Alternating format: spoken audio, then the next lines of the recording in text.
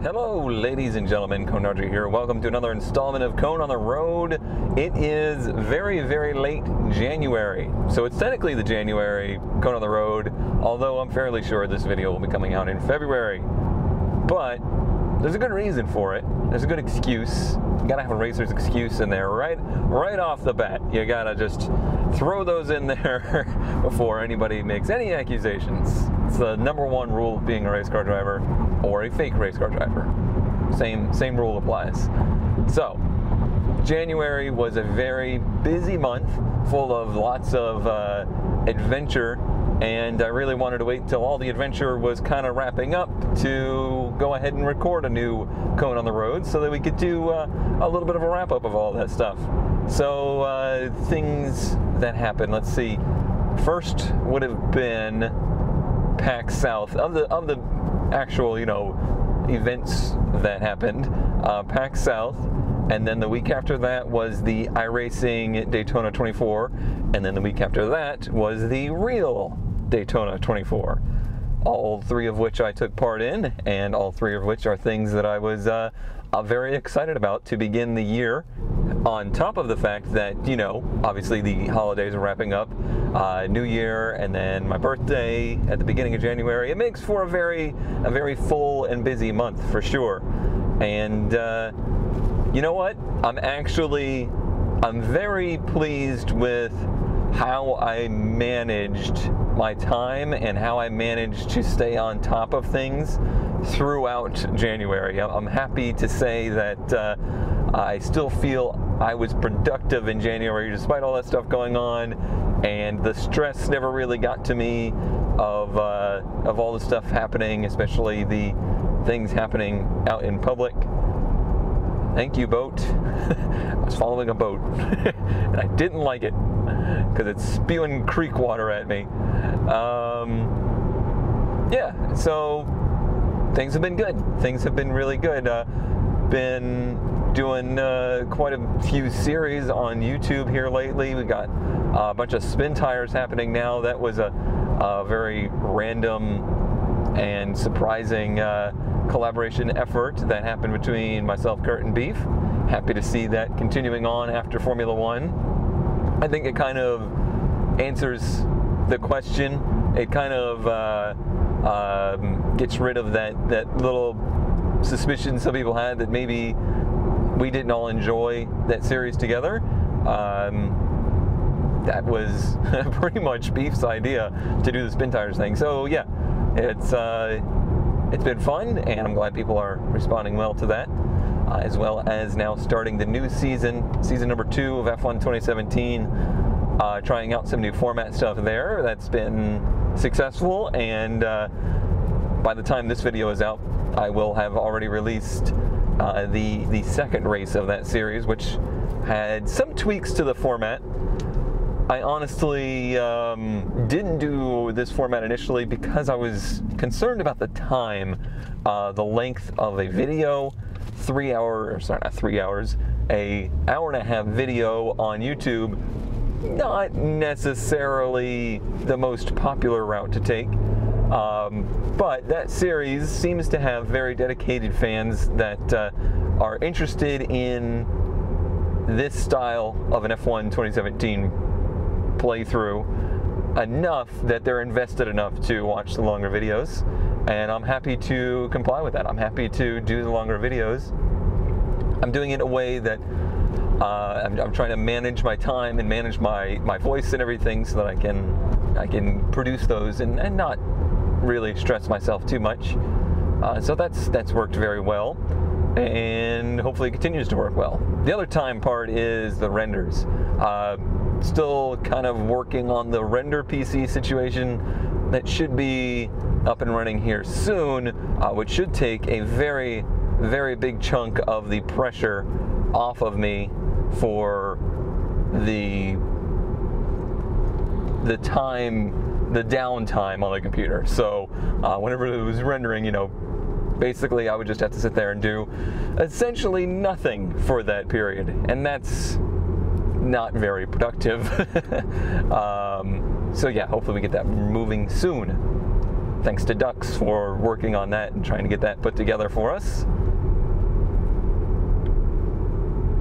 It's not a very fancy render rig or anything like that. It's not really going to render faster necessarily, but it should take the load off of my schedule of having to sit around waiting for videos to render and such. I do my best to do that stuff at night, but you can only queue one at a time, so it is what it is there. So the first event to go over is PAX South.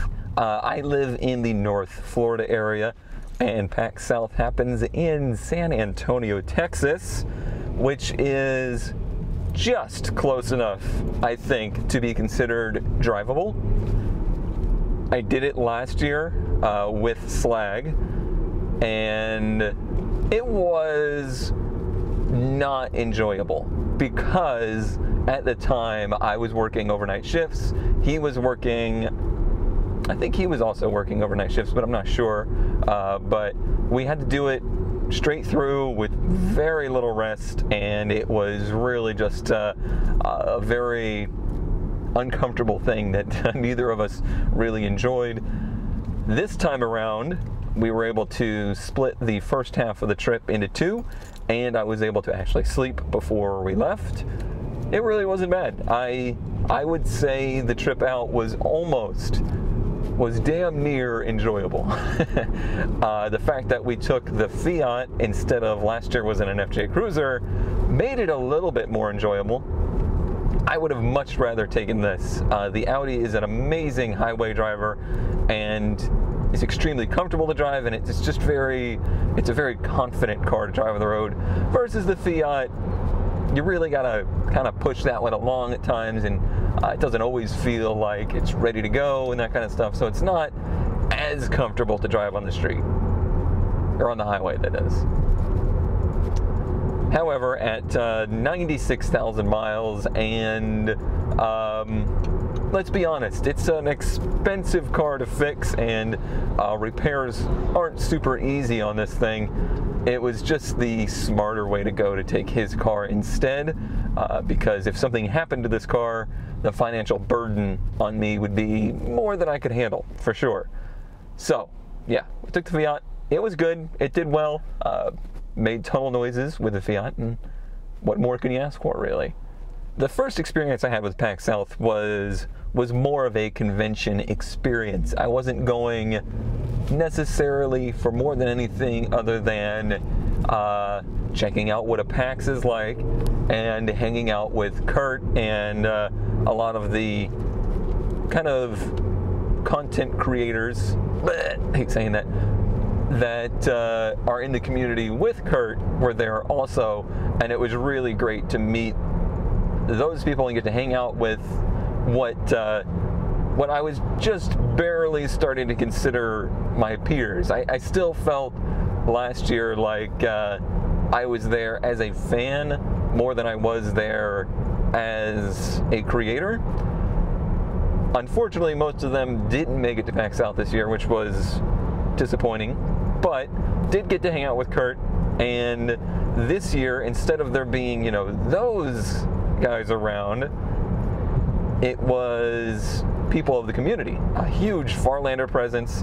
And if there's a huge Farlander presence, that pretty well correlates with our community too. But this time I felt like I was there and people were there to see me. That was a very different, surreal, and exciting feeling. And I'm very happy that through our community and through Kurt's community, the Farlander community, people are comfortable enough with that, and people feel like that's a good, safe place to be. And that makes me happy. We had a bunch of first-time convention people going, so people were doing what I was doing last year, seeing what a convention is like. And PAX South is a pretty darn good one to do that kind of stuff with because it's tiny. PAX South is barely a convention, to be honest. It's like a gaming convention for beginners, I think is a very good way to describe it.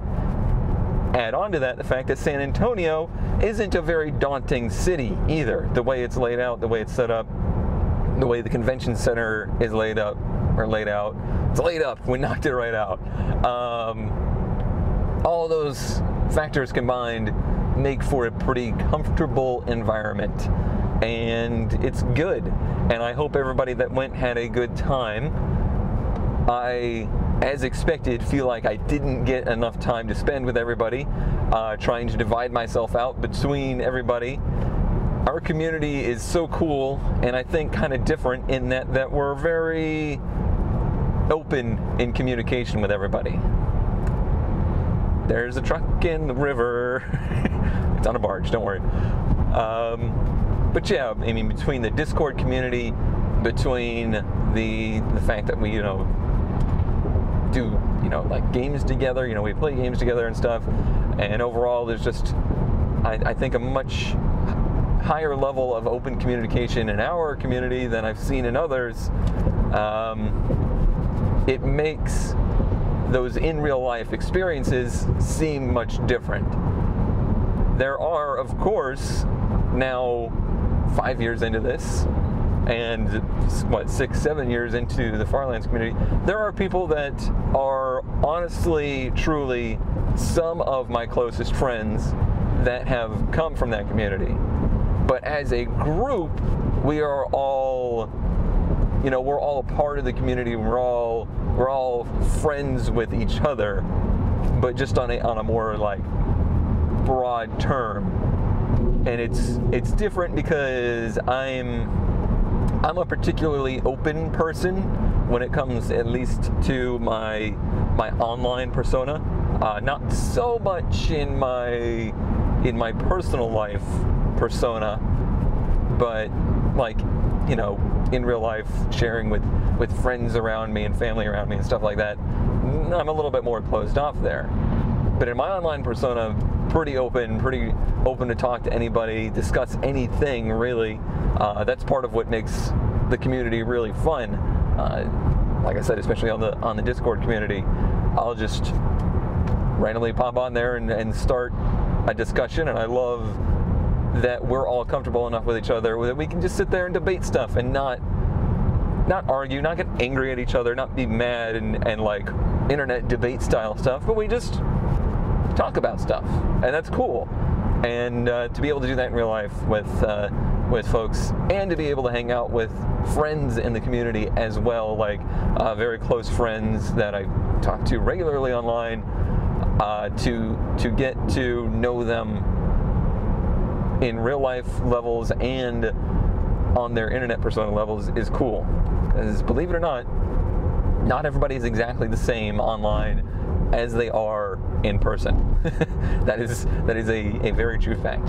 Whether I am or not, I honestly don't know. I think that I am. I think that me IRL is pretty similar to me on the interwebs, but that's not really my call to make, is it? Easy there, Audi. Easy. We didn't need to go all out here. This car has such a short first gear that if you give it just a little too much throttle, you're going. And the clutch is just like instant too. Distractions. But when it comes to PAX South, this year I paid virtually no attention to the actual convention. I was only barely there for the convention. I was there to meet everybody, I was there to hang out with friends, and that is exactly what I tried to do. Like I said, I wish I was able to hang out with more people, and especially get one-on-one time, because it's much different in a group. And I think in a one-on-one setting, I'd like to just sit there and one-on-one talk with people, but then in a group setting, it's harder for me to feel like I can add to the conversation, and I usually just kind of don't. But honestly, even in the group settings, because I felt like I knew everyone at least somewhat through internet, discussions and such for many years, I was even feeling pretty comfortable talking to everybody in the group stuff. But I think it's much harder to get a read on me if I can third person myself. It's much harder to get a read on me if you're talking to me in a group versus if we can just sit down and have a conversation. And unfortunately, there was just very, very little time this year to really sit down and have a conversation with people. And the group in general wanted to do things as a group, which I understand. That's why everyone's there, right? Everyone's there to see everybody. And they want to, do group things together and do group activities, and that's good and that's fun, but I feel like you don't really get to know each other that way. That's not, and there's so little time to begin with. It's just the whole situation. It's just very hard to feel like you have enough time to really get to know each other, and that's part of the fun of having meetups like that, is having the ability to all get together at conventions and stuff. So I'm sorry to anybody that feels like after this they didn't get the time to really spend just chatting or getting to know me or anybody in the group. But that's just kind of the way it goes. That's the way the dynamic works. But overall, it was a pleasure meeting everybody. I had a lot of fun, and everybody that I met was extremely nice and kind, and made everybody feel welcome, which is cool and what I certainly like to see and hear. Will there be more PAX Souths? Will there be more meetups like that? There will definitely be more occasions where I try to connect with the community in situations like that. If it's PAX South again, I don't know. That convention doesn't seem like it's doing very well, and it's pretty expensive. It was expensive for me. It was really expensive for Slag this year. For what feels like not a huge return on the investment. Like, the actual convention kind of stinks, and there's not a lot of hype, there's not a lot of buzz, there's not a lot to do. It's just everybody going to San Antonio, basically, is what it becomes, which is fine. San Antonio is a nice town. There's nothing wrong with it. But I don't know. I don't know if it'll continue or not. We'll see. I can't conclude talking about PAX South, though, without having a huge shout out and thanks to Z-Car and Baka. They saved our ass, because when we took the Fiat, that is a car that has no spare tire and nothing to repair a blown tire with. We ended up I did the video in the Cappuccino. That was Z-Car's car. However, a little bit of a problem there. It was at this crazy big gas station that had the world's longest car wash. While we were there, we had to go through the world's longest car wash. Well, I think the world's longest car wash was not designed for Fiats, because the left front tire, which is the tire you put into the track that pulls you along the car wash, right when we were leaving, the Fiat was like, bling, 27 pounds left front tire, and we're like, that's a little low. We should probably put some air in that the next time. Never again did it tell us any other warnings. However,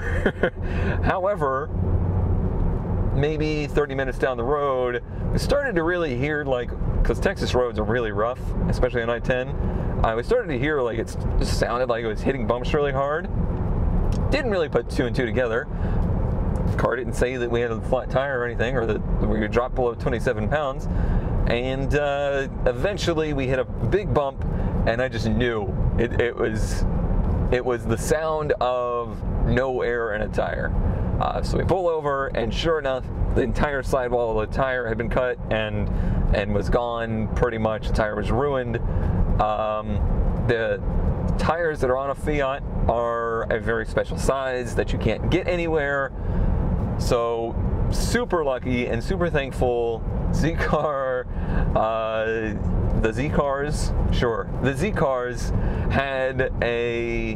they have a Fiat as well. They have an Abarth.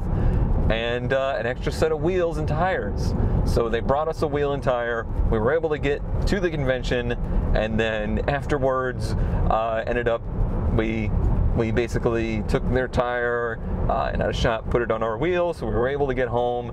And if it wasn't for them, that would have been a total disaster. That would have been a really, really bad time. So huge thanks to both of you for helping us and being there for us, and just, I mean, you were already excellent members of the community and everything, and now we're just eternally grateful for that, because you really saved our asses there. It would have been no fun. Would have been no fun at all. We would have figured it out. I'm a person that when stuff like that happens, it's just like, okay, shit happens. We'll figure something out. We'll figure out a way to make this work. But there wasn't a lot of very good options there. So very lucky. Very, very lucky we were. Thanks, Health and Short. Awesome to meet everybody. Thank you, everybody that was there. Really wish I would have been able to spend more time with everybody, more one-on-one time, less time in like busy restaurants where it's too loud for me to be able to speak. And I wish I hadn't got sick afterwards again, but it is what it is. And I'm very, very glad that I went, and I'm very glad that everybody showed up. I spent the week after that recovering, because like I said, I did get sick, and it wasn't a terrible cold or anything like that, but when I get colds, it's a little weird because of some other conditions that I have. So it takes a little bit longer to recover and get over stuff. I'm actually still dealing with some of the ramifications of that cold weeks on after. However, I spent that whole week recovering on the week I was supposed to be practicing and getting ready and building hype and making excitement for the iRacing Daytona 24. I've been talking about this for months now, and kind of a bummer that I didn't get to do a lot of the stuff that I wanted to do with the race. I really wanted to kind of make a big production of the stream. I've never really done that before. So I wanted to, have special overlays and stuff, try to have guests lined up and things like that. Really, I don't know. It's just something I've always wanted to do, like have a big, like special occasion stream. I was sick enough to the point where I was just like, okay, my only focus now is on running the race, streaming as much as I can, and doing as well as I can without pushing myself too much. So that's what I did. And basically, I didn't even start preparing for that race until Friday, and the race started on Saturday. So not a lot went into it, but for as little went into it, an absolutely amazing event. I've never done an endurance race like that in iRacing, and I've never done anything really similar, but in spite of all that, it was amazing. It was really fun. I didn't think it would be quite as much fun as it actually was. I was really nervous going into it because I was the slowest driver of the crew, and the most nervous, and the one who hadn't done it before. I just really didn't want to wreck the car. I didn't want to bend the car. So that was priority number one. Do not bend the car. And I came really damn close my first stint. But I was able to do what I think I do best in sim racing, and that is just focus and be consistent. I can just put myself into a groove and just try to stick on the railroad tracks as much as I can, and that's usually where I tend to do the best in iRacing or sim racing.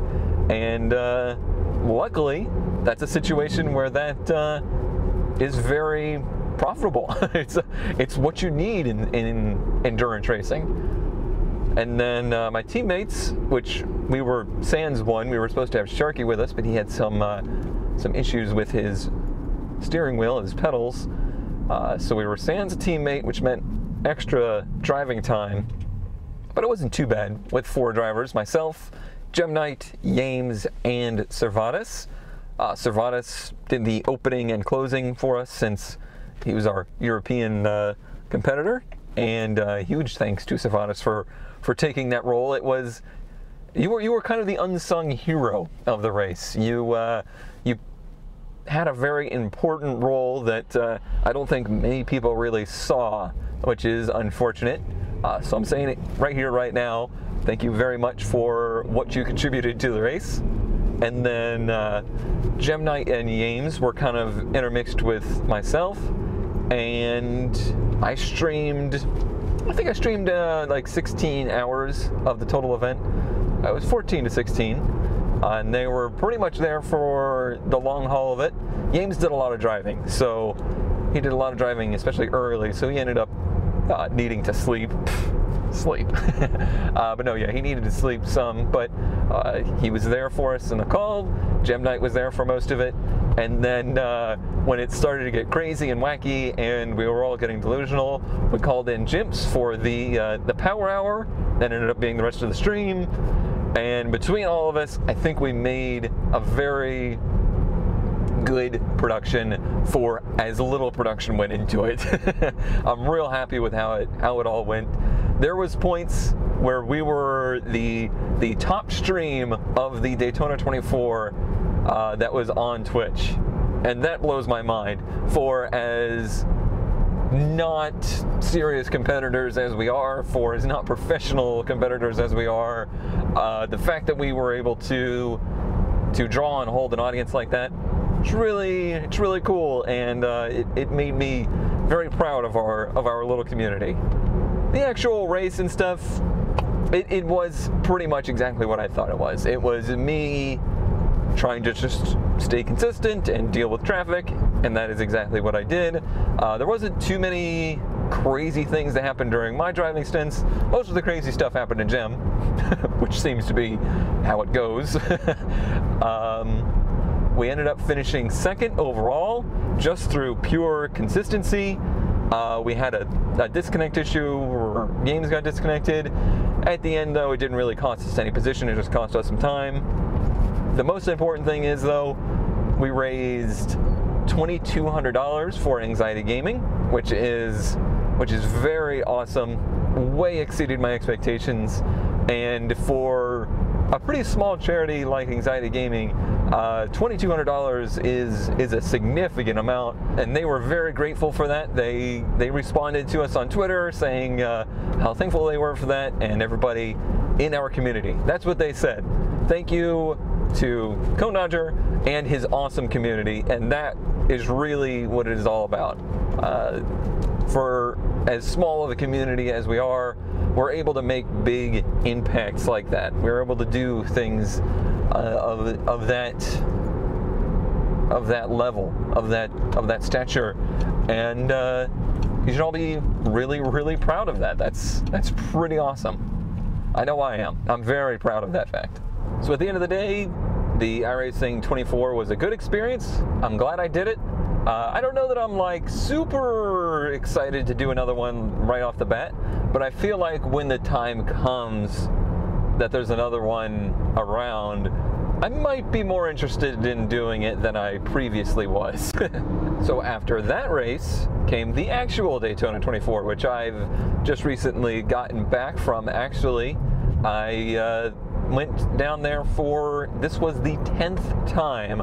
Last year was the first time in 9 years we had not gone due to PAX happening at the same time. But back this year, and honestly, wasn't super really prepared for that one either. Actually, not very prepared at all. And we kind of threw together the plans at the last second. That race is getting ever increasingly popular.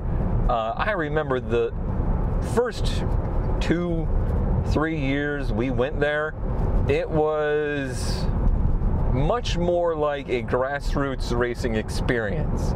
Very small crowds, well, not very small, but small enough that you never felt really crowded, and you felt like you could really get up close and personal with the cars, the teams, and such. But it has really grown in popularity, especially the last 2 or 3 years, maybe 3 or 4 years, basically since the whole IMSA thing took over.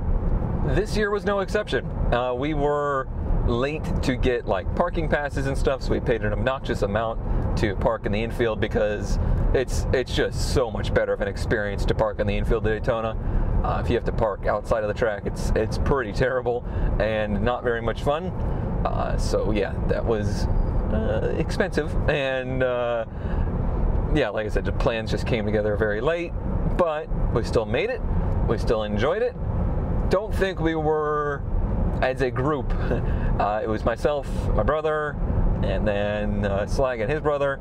As a group, I don't think we were quite as, I'm going to say into it, but I don't mean that like as in not interested. We just weren't very like gung-ho, stay up as, you know, as late as we can, be at the track as much as we can. All of us were just feeling a little already pretty exhausted heading into it. So it wasn't a huge like effort that went into it. It wasn't a huge production again, but we all just kind of relaxed and enjoyed it and made the most of it, and it was good. We enjoyed our time. I know I at least enjoyed my time there. I can't speak for them. The race itself was, the actual 24 was a little different than any of the ones we've ever really seen. Maybe some of the early ones were this way, but it went very cautionless, which is strange. Usually there's a lot of cautions at Rolex, and a lot of the heavy hitters had issues, meaning that we didn't quite get to see truck on the side of the road. We didn't quite get to see some of the competition that we usually see. Usually Rolex, it's a 24-hour sprint race, and there's a lot of battles up front, but in pretty much every class, there was never real battles for the lead. However, that doesn't take away from the experience. It's still just being at the track, watching the cars in person, watching the teams in person, and all that stuff. That's why you're there. The quality of the actual race, that kind of falls way down on the importance chart, really. I was trying my best to try and share the experience with the patrons through text chat, or I would I would jump into a voice call and let them listen. But more than anything, just trying to explain the race a little bit and try to show what makes endurance racing special. And I do think some people enjoyed it and got to experience it for having very little experience in racing. And you know, that's the fun part for me. I love introducing people to racing, introducing people to motorsports, and especially endurance racing and sports car racing stuff. For me personally, one of the things that I kind of struggled with this year is I didn't necessarily have favorites going into this. The Delta Wing is gone.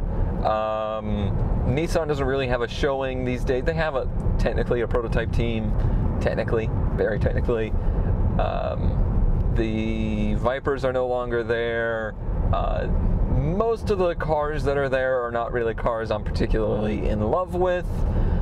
Yeah, I've been struggling to find a favorite in the current IMSA field. And that's not a knock on the current IMSA field, because it's probably one of the most competitive that there's ever been.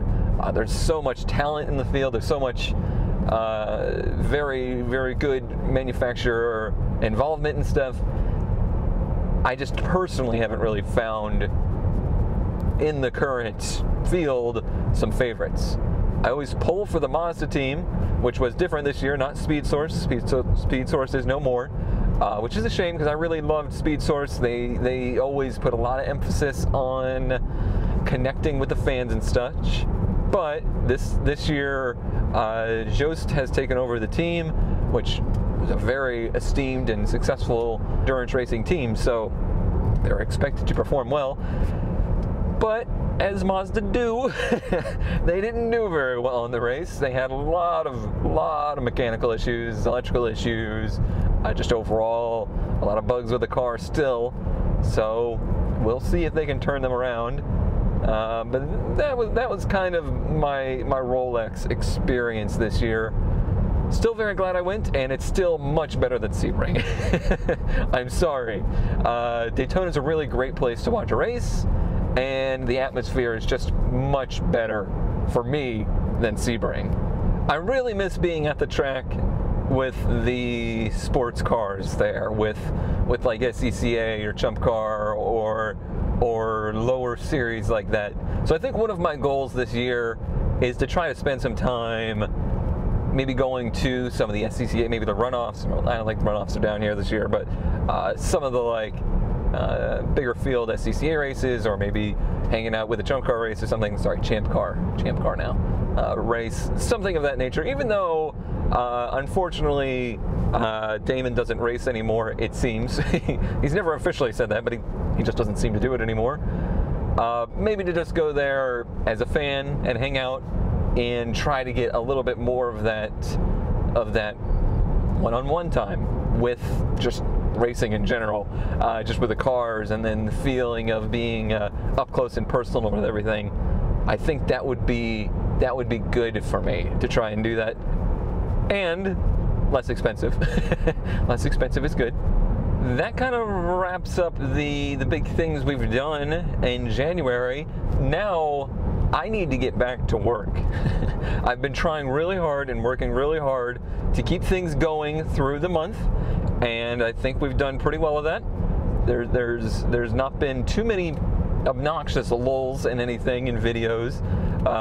Maybe a little bit of a lull in the streams, but the streams we've done I think have been very, very good and very fun. But overall, I just want to buckle down on stuff, really focus on production of stuff and quality more than anything. Just, you know, really making sure I can make quality stuff for everybody, and hopefully continue to grow. January was tough. I gotta be honest with you. I'm pretty upfront with this kind of stuff, and January was certainly the deepest into the red that I've been in a very long time. I knew that would happen going into it. I knew with trying to make this push, there was going to be some rough times, but ouch. And that's always the way it is. December is always a very good month, and then January is always a really rough month as far as the way like ad rates and stuff go, and just the overall, you know, everybody really expends themselves in December, you know, before the holidays and everything like that. So sometimes, you know, you gotta try and dial back a little bit for January. I'm not gonna do anything dramatic. I'm just gonna keep doing what I do and keep trying to do everything that I do better and just more. And I feel confident that things will work out. There's enough positive momentum that I think we'll get there. I really do want to work on the Twitch stuff some more, and get better at live streaming and more consistent at live streaming. Something that's gotten me a little off kilter here recently. Twitch has gone through and they moved the goalposts a bunch on some stuff here recently within the last 6 months or so. But also they've introduced all of these, like, you know, stat kind of sources and achievements and all that kind of crazy stuff. And that's well and good. The problem with some of that is that it makes somebody like me pay attention to that stuff much more than normal. I'm not really a stat hounder. I'm not really a person to obsess over that kind of stuff, but they're really throwing it in your face and giving you constant reminders of stuff. And the thing that they've really been pushing at me, the way the system is working, is that basically I'm at a point where I'm very, very borderline to being able to apply for partnership or not on Twitch. And that's not really something I had it as an immediate goal, because I didn't think, with the way they moved the goalposts on that, like I said, I didn't really see us being in a position where that would be something feasible anytime soon. Well, now that it's kind of it's kind of presenting it in a way that it is maybe possible, it's got me thinking about that kind of stuff. So instead of being the person that I want to be, just stream whatever the hell I feel like streaming on any given day, any given time, any given, topic, I'm really trying to plan out, things that are going to be popular or just draw numbers. And I don't like being that way. I don't like being that way at all. But on the flip side, when you look at the old numbers, the old bank account numbers, it's like, that's as a quote unquote professional, that's stuff I'm supposed to be paying attention to. That's stuff I'm supposed to be doing. And yeah, like I said, it's just in my head a little bit. I would love to be able to just cross that bridge, get it over with. Wait, I'm on a bridge, and not have to worry about it ever again. So I am like actually making the effort to try and meet their goals currently with that stuff. I'm not super happy about it, and maybe given the next couple weeks I see that it's just really not actually feasible, they're just trying to make it look more feasible than it is, then I will convince myself that I just need to keep doing what I've always done. And that's what I've always, really, before this all started, the thing I struggled with was convincing myself to just stream whatever I wanted and whatever I wanted. And that's what I was trying to get better at. And then their kind of attitude towards it is, you should really be focusing on the stuff that's successful and not just anything you want. And it's conflicting. I understand it from a business aspect for sure, but from a personal aspect, that's just not really the way I operate or want to operate. But unfortunately, with the way their general scope is right now, that's a game you gotta play, I guess. I don't know. I've probably said too much in the way that you might think that it's bothering me or more important to me than it actually is.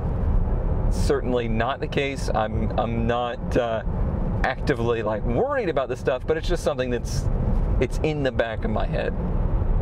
I need to just keep doing things that I enjoy doing and finding new and interesting things, keep sharing those things with the community, and hoping to keep the overall enjoyment of everybody higher than ever. That's the goal that matters to me the most. But on the flip side, on the serious side of things, I also need to get to a point where I'm at a point where I am financially secure.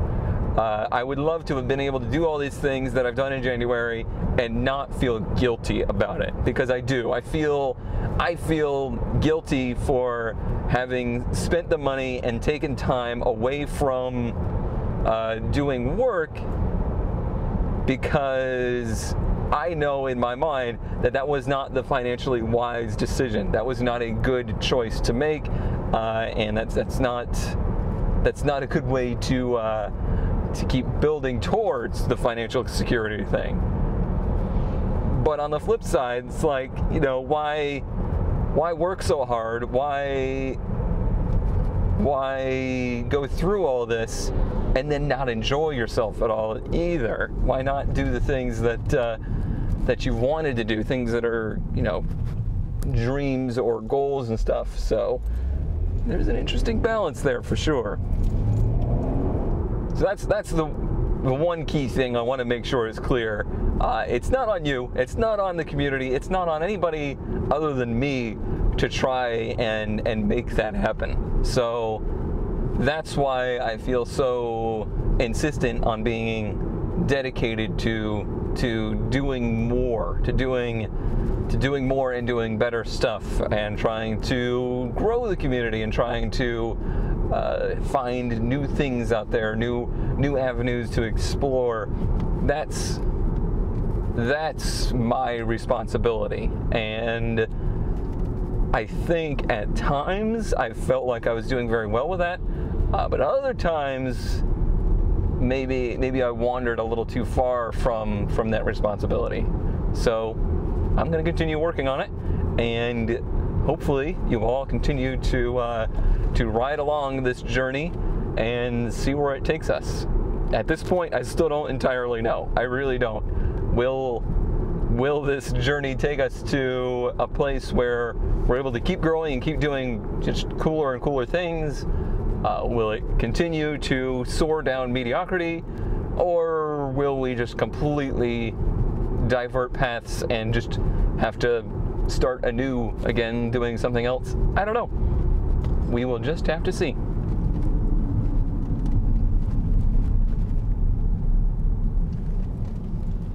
But for the time being, doing what we're doing what I'm doing, I'm still happier than I have been in ages, and I'm very glad to be able to share my perspective on everything: gaming, cars, life, everything that I can dare share with the community or with anybody. I'm very happy to have the opportunity to do that. That is Cone on the Road for January/February. Maybe we'll have one in February too. We'll see. I got a lot of work to do in February. I got a lot of work to do in February. So hopefully there's like enough done in February that I have some stuff to talk about. That would be nice. All right, thanks everybody for watching. Thanks for your support, and I will see you next time on the road.